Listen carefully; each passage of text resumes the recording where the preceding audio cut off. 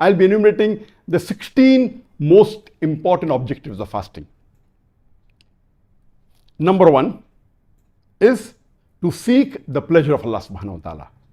A beloved Prophet Muhammad said, the only act which is done solely for Allah subhanahu wa ta'ala and no one else, it is fasting. So we fast for seeking the pleasure of Allah subhanahu wa ta'ala. Number 2, for acquiring taqwa. I quoted the verse of the Quran of Surah Baqarah, chapter number 2, verse number 83 in the starting of my talk, which says that fasting has been prescribed to you as it was prescribed to people who came before you, so that you may learn self-restraint. لَعَلَّكُمْ تَتَّقُونَ, so that you may learn self-restraint. You may learn God consciousness, piety, righteousness. You come closer to Allah subhanahu wa ta'ala. The third objective is to enter Jannah. And a beloved Prophet said, there are 8 gates through which you can enter Jannah, and if you fast, there are chances you'll enter through the gate of Rayyan. The fourth objective is to expiate our sins.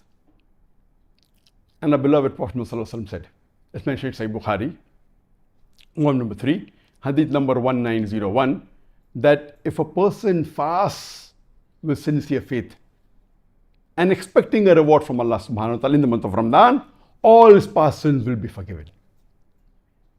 The fifth is seeking the reward from Allah subhanahu wa ta'ala, as was mentioned in the previous hadith. And the sixth is seeking forgiveness. Ramadan is also called the month of forgiveness.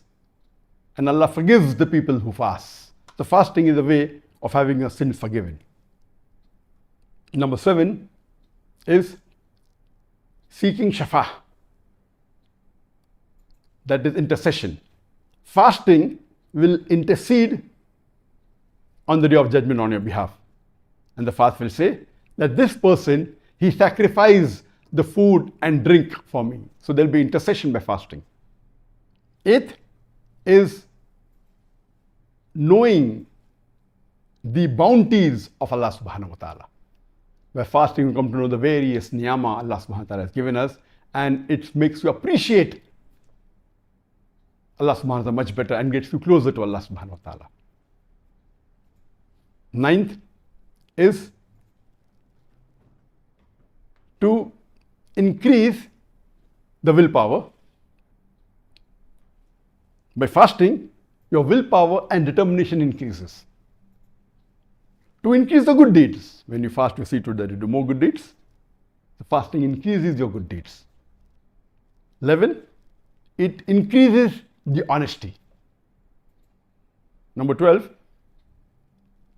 it increases the control of your desires. And the psychologists, they tell us today that if you can control your hunger, you can control almost all your desires. 13th objective of fasting is to restrict the pathway of the Satan. When you fast, the Satan has less control over you. You restrict the pathway of the Satan. 14th, fasting acts as a shield against the evil. And the Prophet said fasting is a shield. So when you fast, it shields you against the evil. The 15th is it abstains. It helps you to abstain from false action. When you fast, you are careful that you're away from the false action and the haram. So it helps you to abstain from the false action. And the last main objective of fasting is it abstains from false speech. It abstains you from lying and from saying things with the haram. This was in brief regarding the main objectives of fasting. For more details, you can refer to my episode on objectives of fasting in my series of Ramadan, A Day to Dr. Zakir.